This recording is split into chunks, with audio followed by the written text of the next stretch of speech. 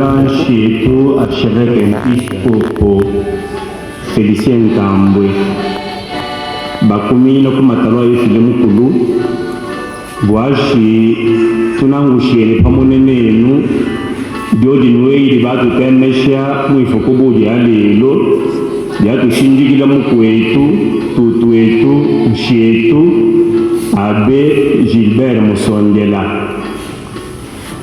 na banda kwalukile okufambusha mpiscopo amunele bachite mwakwili na kifuko kyala be Gilbert na be na Kristo boso na boso be vane be lambule kwifile mukulu baba kumibo kuishimba abata pa kuishimba na uno mwanda ukata walufu kipaso kilongame nekikile buwa kilombene twagelela be Musondela Nkambwe kumutula mumasa efile mukulu mumulambu wa misa buno waleluyo uno nguba atufuisha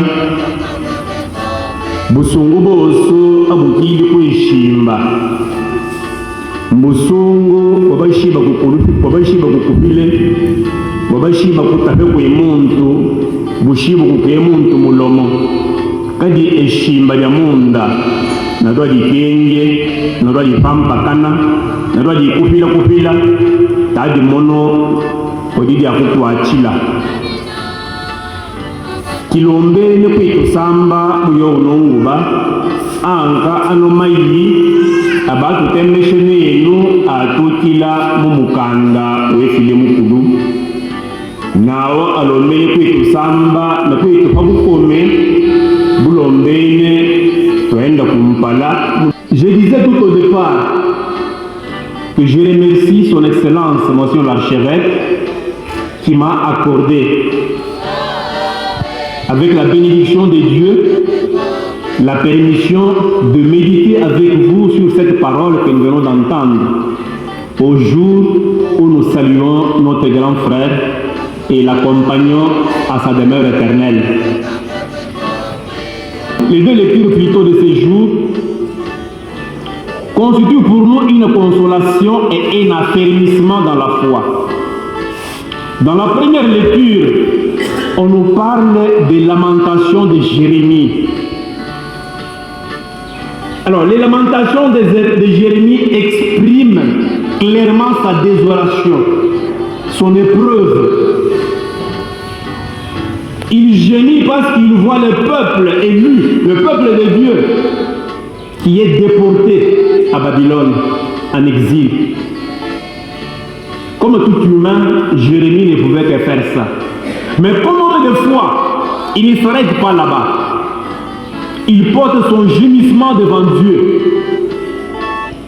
Jérémie pleure devant Dieu. Il trouve que la mort, la souffrance infligée à son peuple n'a pas un dernier mot. Tout comme la mort n'a pas un dernier mot devant nous. La première des choses que Jérémie fera, c'est de prier. Il porte sa souffrance devant Dieu. Actuellement, tous nos chrétiens devant la souffrance ne rentrent pas chez Dieu, ne se tournent pas vers Dieu. Certains chrétiens devant la souffrance font quoi? Ils vont chercher les féticheurs.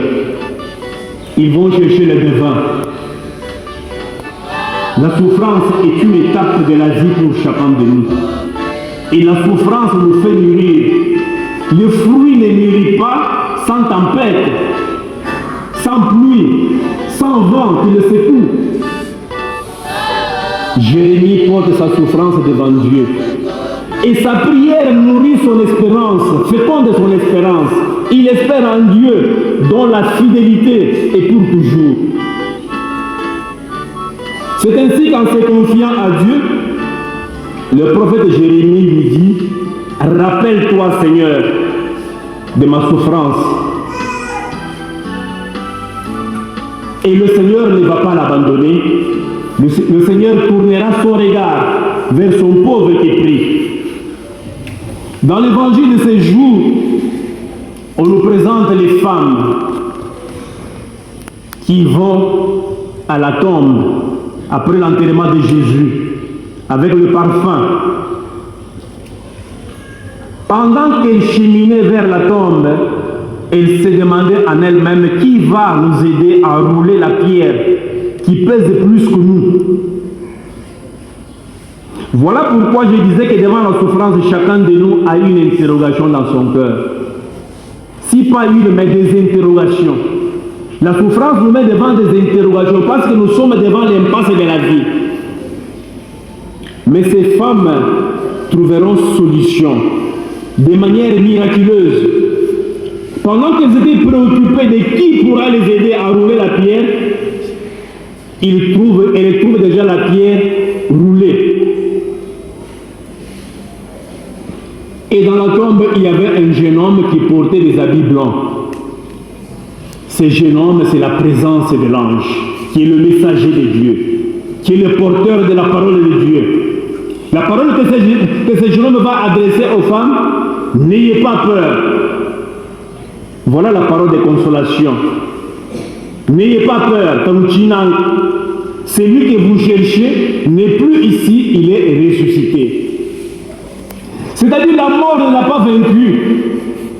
Il est ressuscité. La promesse de Dieu s'est réalisée. Et Dieu s'est montré plus fort que la mort. Et les femmes ont cru en cette parole de l'ange. Effectivement, Jésus est ressuscité. Voilà, mes frères et sœurs, la foi est un cheminement. Est un cheminement. Devant la souffrance, nous devons tous cheminer vers celui qui peut donner sens à notre vie. Ils ne sont pas deux qui peuvent donner sens à notre vie, si ce n'est que Jésus.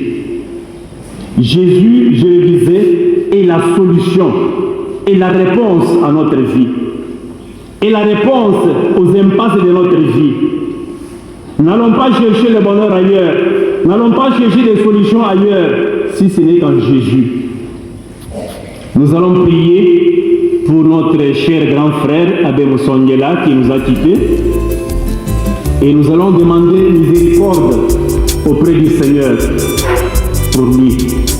Parce que l'Abbé Moussongela a travaillé pour Dieu. Il a été le constructeur de la paroisse Saint-Charles Luanga de Mpanyumutombo. Il a servi son Seigneur dans beaucoup de nos paroisses et même dans les milieux universitaires. Il a prêché la parole de Dieu. Il a administré les sacrements. Et aujourd'hui, son Seigneur l'appelle, viens reposer en paix, Gilbert mon fils. Nous continuons avec notre prière parce que le cadeau le plus beau que nous pouvons lui offrir, c'est la prière pour le moment. L'abbé Gilbert n'a plus besoin de quelque chose que ce soit de notre part, si ce n'est que la prière. Unissons-nous à notre administration apostolique et à toutes les personnes qui pleurent notre grand frère l'abbé Gilbert pour faire monter vers le Seigneur notre prière de ces jours.